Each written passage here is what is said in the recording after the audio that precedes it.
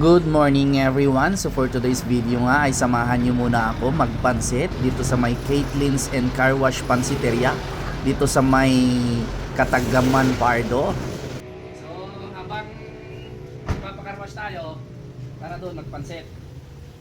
Wala nang patumpik-tumpik pa, umorder na kaagad tayo ng Valor 150. So habang hinihintay nga natin yung order natin, ay ipinakita nila kung paano nila inihahanda ang napakasarap na classic pansit batil patong. Siyempre may halong toge at saka patola at hindi nawawala yung ground beef. O diba, napakasarap talaga.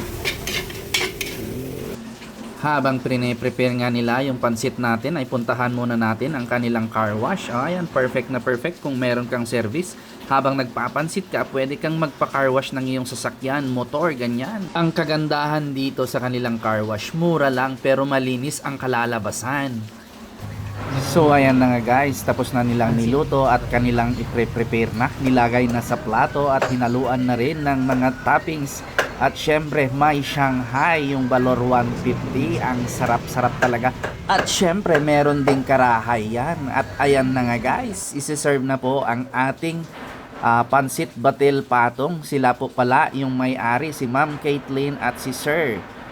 Sila po ay galing Italia na mag-asawa at gusto na nilang mag-for good dito, kaya nagpatayo sila ng kanilang negosyo na pansiteria.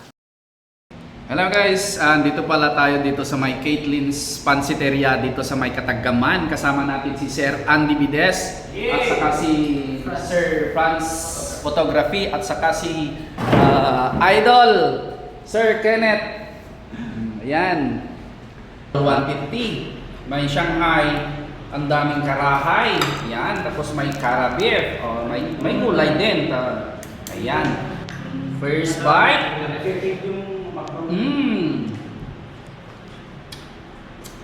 Nagnanam. Ang kagandahan dito, malamig. Ayan may aircon. Kaya hindi ka pagpapawisan kapag kumakain ka ng pansit batil patong dito, di ba? Pansit niya. At isa pa guys, ang kagandahan dito, pagkatapos mong kumain ng pansit, meron din silang ino-offer na dessert na ice cream. Kaya after ko kumain ng pansit, syempre susubukan natin ang kanilang napakasarap na ice cream, Italian made. Kaya wala nang patumpik-tumpik pa, sumandok ako kaagad ng kanilang celery ice cream at ayan na nga, titikman natin. Ayan, sobrang nasarapan ako dyan. Tauray ka lang din makkel datay abot di agong ko. Masarap nga, hindi na kailan. Sige, uray buyang akon.